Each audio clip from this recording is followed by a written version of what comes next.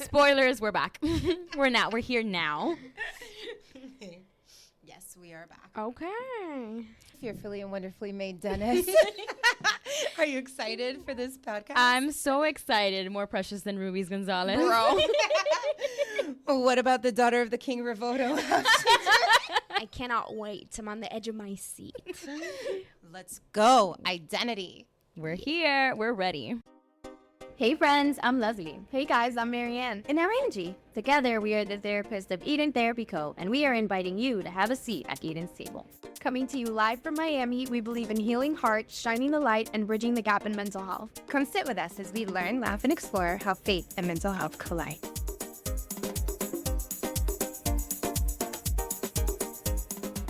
Why is identity important to talk about? What do you guys think? Well, because it's important to know who you are. I mean, which I think you're discovering that over the course of your life. Mm-hmm. I don't think it's like, oh, I've arrived. I think people evolve, and you're always evolving and growing, learning what matters to you, what's important. What are the things that you're passionate about? What are the things that you dislike? What are your likes? It's really important. It's also like pretty much defined as who or what a person is. Mm-hmm. So who we are. Right. Yeah. And if we don't know who we are, I think that it affects the way that we show up and what we think about ourselves. And so it's our sense of self. And I feel like it's the only thing that sets us apart from anybody else because nobody has the same identity. Mm-hmm. Yeah. I think it's wild that we have our own voice print and we have our own fingerprint and nobody else has the same thing. I didn't know that. I didn't know. Yeah. God Your is so voice? cool. Yeah. He made you unique. And You're so- telling me nobody else has this Miami accent? Nobody, okay? One of the things as therapists that we know is that while our identity is formed throughout life, which Marianne, you said, like it's constantly evolving. It really is. When I was a teenager, I think I went through a little teenage crisis of identity. I don't know if anybody can relate. I definitely did too. I tried it all. Not drugs, guys. I didn't try I think drugs. it's your teens, that's the life stage where you're discovering, where you start beginning to discover your identity. Yeah. Or it starts to kind of form. Well, it's the developmental stage. Yeah. So, Okay. like, according to Erickson, he says that when we go through teenagehood, right, so, like, all the way up to, like, 18, 19, that we're in identity versus role confusion. So we either come up with who we are out of this phase of teenagehood. Right. Or we're confused about who we are, what we are, and where we come from. even. Right. Yeah. So wait, Angie, I'm curious. How do you help people when they ask you, like, okay, how do I figure out who I am? Because I hear that all the time. I don't think anybody knows. Like, a lot of people Yeah. don't know who they are. Yeah. I think it's really hard, and we use a lot of tools here, obviously, to figure out who we are.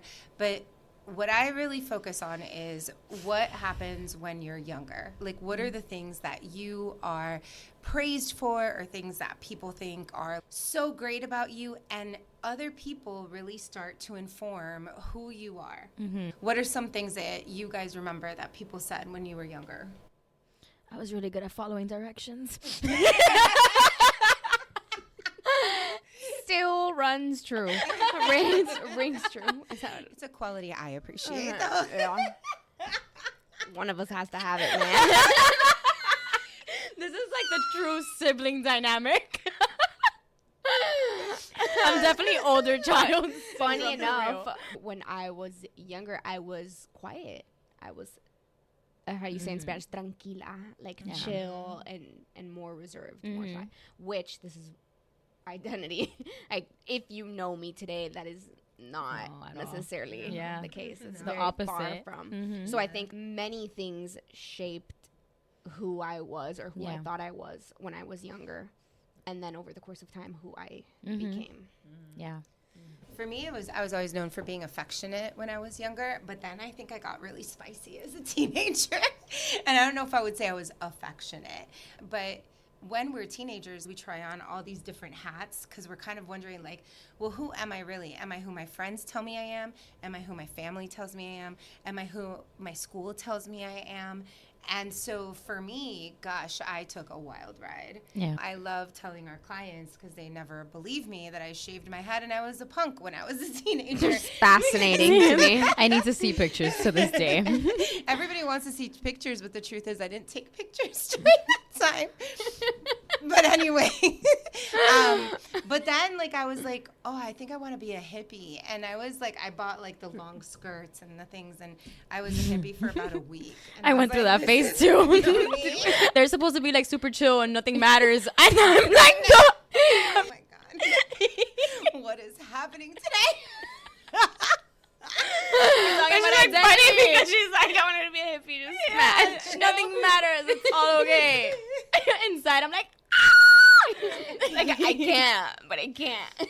I mean, we all have goals, right? I let go of that identity. I don't want that one. I let go of that identity too. But then I decided that I wanted to be a rave kid because That's I lived in hilarious. Mexico. No way. Yeah, but with no drugs, which was actually really fun because we would go to all these raves in Mexico and we would play games like hide and go seek or freeze tag, and it was really fun.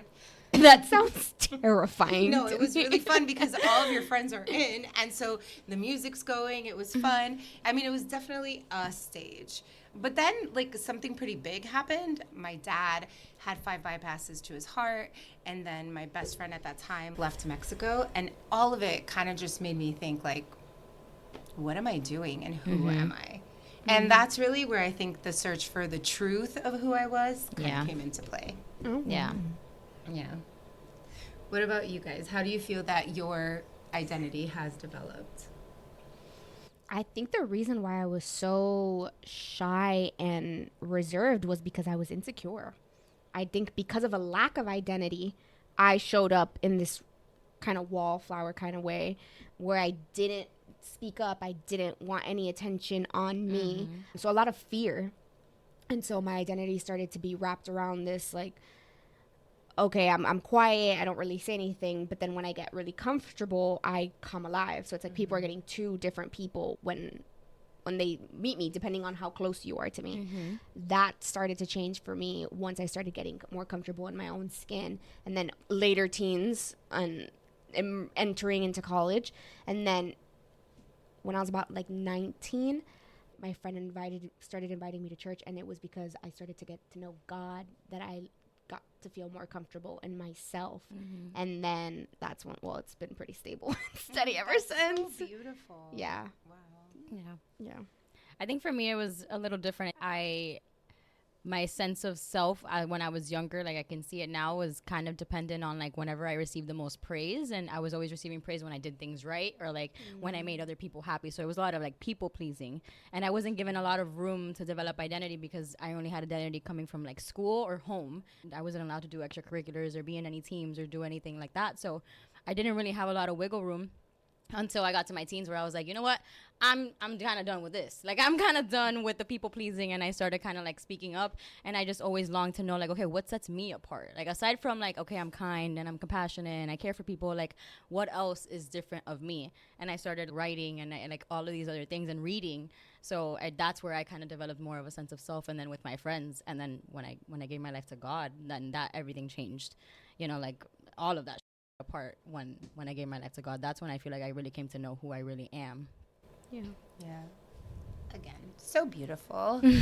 Yeah, it's interesting because you're bringing up a really important part of identity, which are the things that are natural to us or the things that we love to do, right? That is part of who we are. Yeah. And I think one of the coolest things about our team is that all of us have different things that we like to do, and they interact with our clients in like such a different way. Yeah. You know, for me, I always love the creative spaces, anything that I can do to create creativity. That really is amazing. But to what both of you have said, like when you come to God, you realize that all that creativity comes from Him anyways. It's I think it was like the freedom to be myself and to really like kind of look inward and be like, okay, like what is it that you like? What is it that you don't like?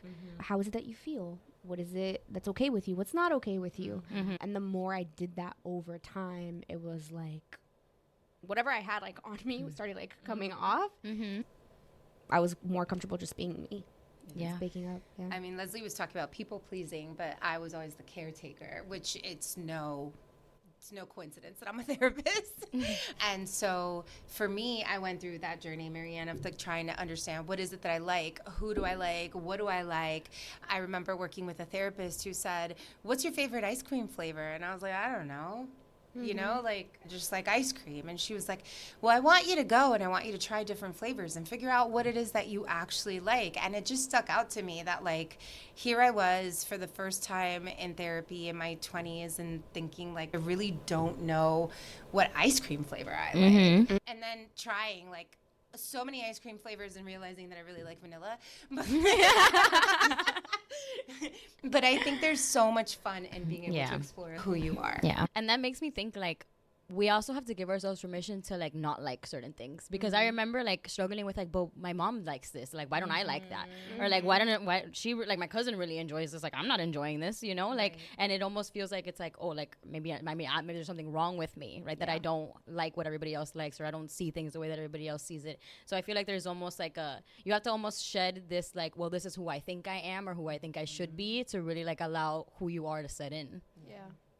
And that some of those pieces of like who other people say that we are or that we used to be are still parts of who we are, but they're reformed. Like I still can caretake, but I have boundaries around that, and I decide who I want to caretake of and who I don't, and who needs it and who doesn't. So it's not, I think, you know, like it's not about like everything that I used to think about myself was wrong. Right. I mean, I'm not punk anymore, but like, I like what you guys know. I don't wear Doc Martens and fishnet tights and all that's going through my head is it cut my life into pieces. This is my last resort.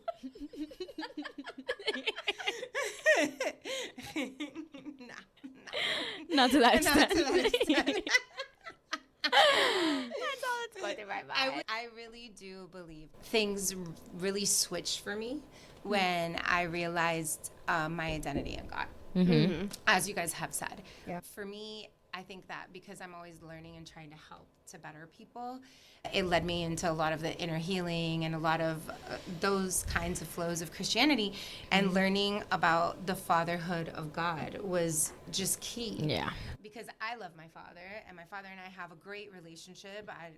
I'm grateful for the dad that I have, but there's just something about the fatherhood of Christ that when it's in you, you just know, like, I can be whoever God created me to be, and it's fine. And if other people don't like it, it's okay. Because my dad, who's in heaven, he loves me just how I am.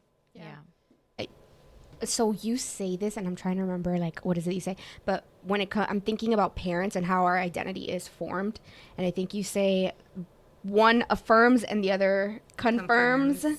So mothers affirm. And if you think of a little child, like when they're walking down the stairs, a girl in a dress, like the mom is like, you're so beautiful, you're so amazing. And the girl's like, yeah. But if a father says, oh my goodness, you look gorgeous, the girl just automatically kind of like perks up. And so I can see where you're going with this too, Marianne, that like we can receive affirmation from a lot of people. But yeah, like when God puts that seal on you that says, no, like this is who I've created you to be, this is who you are. It just hits different, like you guys say. It does hit different. Because my mind is just going like, okay, like the biggest influences on our identity when I think of myself were my parents. Because I remember my parents would be like, oh, Marianne's really indecisive. At my core, I'm not indecisive. I usually know what I like and what I don't like. Sometimes I'm like nervous and I'm like, oh, I'm stuck in between, which I feel like is normal. But when I was younger, what it was is when I would like something, my parents were like, no, you don't want that. That's not what you... So then it started to make me think like, okay, like maybe what I like is wrong. Yeah. And so that kind of started to shape my identity and stops me from kind of leaning into myself, like, what is it that you like? What is it that you don't like? Because now I'm more worried about choosing wrong. So I'm so focused on choosing right and doing the right thing that I think my identity starts to get wrapped up on whatever's right. I'll go with that. That's huge. Yeah. I'm like thinking about it, like you coming through that in like therapy, and I'm like, that's a huge breakthrough moment. Yeah. I was thinking how it relates to, Leslie, your people pleasing, because that's kind of what it is. It's like, I got to pick what's right because I have to please mom and dad. Yeah. And the truth is, and this is something that we say often, when you're younger, your survival depends on your parents. And so choosing right or choosing okay is something that we're very invested in because we can't lose them. And so we tend to pick what is right according to them. And maybe it is right for them, but maybe it's not necessarily right for you. Having parents, and you all are right, as both of you are right, as far as like they're the biggest influence that determines like who we are, because they're the first narrators of our life, right? Absolutely. Yeah. But the absence of parents also informs who we are. Yeah. When we don't have a parent, whether it's because they're working all the time, because they left, because they're emotionally unstable, like whatever the situation is, that also informs our identity. Yeah. I mean, I feel like I relate to that. Like, I didn't have really a father figure growing up, and my mom wasn't really a very affirming mom either. So my identity always came from, like, teachers.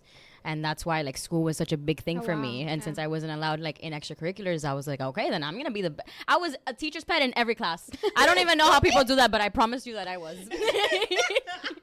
Meanwhile, I was skipping. I know. I was just, like, silent, like, in the class. Like, I had no desire to talk to the teacher.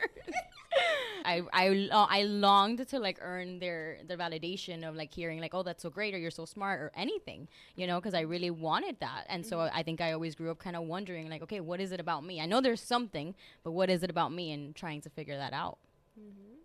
Damn.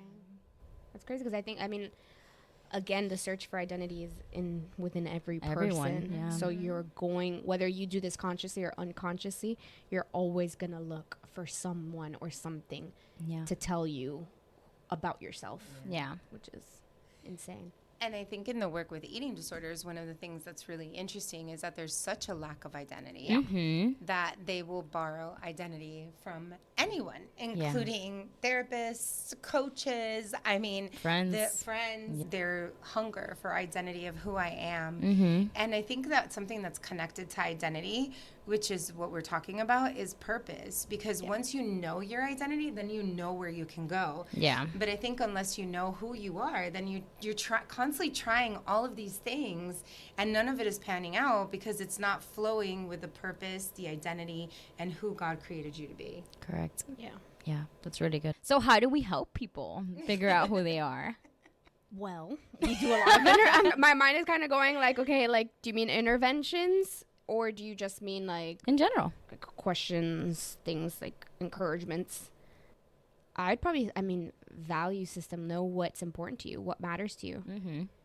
Write those things down and think about them. Sit with them. Like, why is this... Okay, if this is important to me, why is this important to me? I mean, I love that you brought, like, the values deck to our practice, where you can figure out like what are your values, and just sitting and wrestling with it, I think is like so important. What about you? What do you do with your little ones? Because they're also searching. Well, I really love the different roles, or like what makes them happier. What is it that they do that, you know, brings joy to their life? How do they show up? Hey, you're a sister. Hey, you're a brother. Hey, you're a student. You're a friend. Like all of these different like things and places. And what do you like to do? And I like to read. I like to swim. I like, you know, so all of that I think creates identity, you know, and then just being able to validate that even when they come in like, oh my God, you're so smart. You look so pretty, or you did so good. They show me videos of like anything that they're doing, and I'm like, that's amazing, you know? Yeah. So good. What about you, Angie? I really like to be very concrete with my clients and show them the different spheres. So we have a worksheet that we use. It's called the conceptualization of the self. And it has like, what do you think you learned about yourself from your parents? What do you think you learned about yourself from school? What did you learn about yourself from your friends? What is genetically preloaded? Because genetics forms part of our identity as well. What is your spiritual background, right? And how does that inform who you are? What is your financial situation, and how does that inform who you are? And when they're able to see it concretely and fill out like each space, it does something as far as like, wait a second, like this is how. Again, because like for you, it's awesome because these roles is the development of the identity, right? Leslie, like you work with little kids, and Marianne, you work a lot with teens and with relationships. And so they're kind of like in that figuring out of like, these are my values. But when I get trauma survivors or people who have eating disorders, like the first thing they want to understand is, how did I get here? And so being able to go through all of those spheres in order to understand, oh, I get who I am now based on these fears. But then the creativity to create whoever it is that they truly want to be, or who in my, my worldview, who God told them to be. Yeah. That's so good. Or made them to be. Mm-hmm. Yeah. Yeah. Those are great. And then the affirmations, I think, come from, the intervention, right? I don't know if you're working with a young adult that is really good at drawing and is constantly showing you their drawings. Like, you want to affirm that because it's generally coming from them. Yeah. Yeah. And encouraging people to just try different things. You don't know what you like? Okay, go find out. Like your therapist told you, like go try all the flavors of ice cream. Okay, like what sparks your interest? Drawing, dancing, okay, whatever. Anything that you've been curious about, go with that. Wherever curiosity strikes, okay, go. Yeah. I recently took a pottery class, and that was so much fun. It was just so different. It's a lot of fun. It's a lot of fun. It's a lot of work, and I think I made 5 little like bowls that were like super tiny. But I was never so proud of my little bowls, and I never went back to pick them up. But that's another story. But you did them. But I did them. Right. You I was showed like, up. You now know you like pottery. Right. And I'm not gonna become a potter. Potter. I'm a coffee person, and I'm a runner. That's a new little part of self that has been added to the mix. Yeah. But you're a good runner. Yeah, you Thank are. You go, girl. Thank you. Took a lot of effort. It takes Not I, my still friends. takes a lot of effort. Not I. My knee is hurting, so we'll see how long this part of self lasts. Says the 20-something-year-old. I'm maturing, okay? We believe you. I believe you. Mature me. Mature Me podcast. Well, guys, is there anything that's still on your heart when it comes to sharing about identity? I think a lot of people struggle with this question, who am I? And I'd probably just say, like, that's normal. Yeah, everybody's wondering everyone. who they are. Just go find out. Take your time and have fun. Enjoy it. Yeah. I just think for me, like, I guess maybe like a takeaway, something that's really helped me just because of like what my upbringing was like. The Bible is so clear in telling you who you are, like I can, like, I'm sure there's more than the ones that I can recite, but whenever I'm like curious or like I'm wondering or like, God, I'm really like, I'm struggling. And that happens. Even if I have a strong sense of self, there are moments where I'm like, what is going on? Like, and I kind of need that reaffirmation, or I need to like go back and see, and I need to read what God says about me. And there's so many times that he points out like, you are, or I am, like whatever it is. And so I always think back of like, every time you're going to say a statement about who you are, you say, I am, right? Which is like, I do, or I think, or I feel, whatever. It's I am. And God is the great I am. Like, that's the greatest sense of any form of I am that I'm going to get. And so he, so good. you know, like he calls me fearfully and wonderfully made, and I'm more precious than rubies, and I am a conqueror, like all of these. So I just think that the Bible is so important when it comes to learning about who you are. It's good. Yeah, that's really good. And the Bible is amazing. Yeah. So, like we like to say, you don't know who you are until you know whose you are. And Amen. For us, that's God. For you, it might be your parents. It might be another being. Yeah. Yeah. Leslie, when you were sharing about the truths of the Bible, can you please repeat our names? Because Leslie came up with these, and just so that you guys can see a little bit of the behind the scenes in our outfits. Well, I am fearfully and wonderfully made Dennis. Marianne is daughter of a king, Rivoto. And Angie, you are more precious than rubies, Gonzalez. There you go. That is who I am. It is who we are. We are marked. We are. And so are you. Yes, indeed. Yeah. Thanks. Thank you for tuning in. Catch you next time. Well, friends, thank you for tuning in, and remember, freedom is possible. Join us next time at Eden's Table, where you can always sit with us.